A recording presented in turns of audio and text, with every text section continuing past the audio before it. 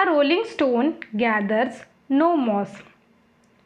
It is not good to keep on changing your place of residence or workplace or routine.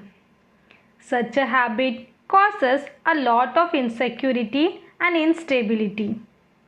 Besides, it takes time to get adjusted to new place or in a new job. A person who changes his home or job frequently loses much precious time this way. When you stay in one place for a long time, you become familiar with your surroundings and are able to go about your work with ease and precision. Also, people around know and recognize you, and so you get the help required when necessary. A person who keeps on changing his regular schedule frequently is known as rolling stone. Such a person cannot cultivate any true friendships or relationships.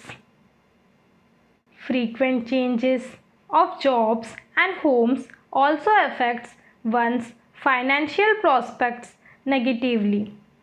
If you stay in one place, keep a steady job, you will reap the benefits of continuity and stability. This is greatly preferable to changing locations or employment every now and then. That's it for today, students. I hope you enjoyed this video. You can subscribe my channel to learn more essays from Suman's Academy.